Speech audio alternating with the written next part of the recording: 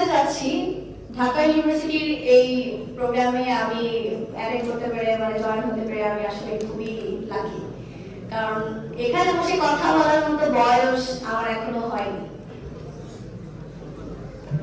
আমি দুইটা বিষয়ে কথা বলবো, সেটা হচ্ছে অ্যাজ এ ফিমেল স্টুডেন্ট বা স্টুডেন্ট, ফিমেল এটা বড় কথা না, as a student. Okay, so স্টুডেন্টদের করণীয় অ্যান্ড ইন্ডাস্ট্রিতে আপনারা যারা আছেন সম্মানিত আজকে যারা এখানে উপস্থিত, তাদের করণীয় কি কি হতে পারে?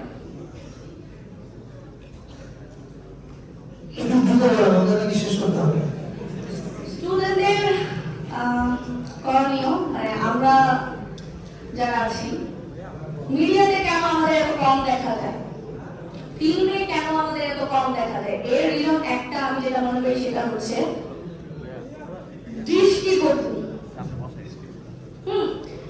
চলচ্চিত্রকে কিন্তু এখনো অনেকেই পজিটিভলি নেয় না। আমি যদি এখন বাসায় যে বলি আম্মু আমি তো আজকে আমাকে এক ডিরেক্টর বললো আমাকে মিডিয়াতে ডান্স করে দিবে, আমাকে ফিল্মে ঢুকাই দিবে, তখন আমার আম্মু কি বলবে? নো নো নো নো, এটা করা যাবে না। এটা কেন বলবে? ইনসিকিউরিটির কারণে কিন্তু বাসায় আমি পারমিশনটা পাবো না, কি হলো আমার একটা সুযোগ হাতছাড়া হলো। আমরা স্টুডেন্ট যারা আছি, আমরা মেয়ে যারা আছি, অ্যাক্ট্রেস যারা হতে চাই, যাদের স্বপ্ন আমরা মিডিয়ায় কাজ করবো, আমরা অ্যাক্ট্রেস হবো, আমরা স্টার হবো, তারা হতে পারি না জাস্ট বিকজ এই রিজন।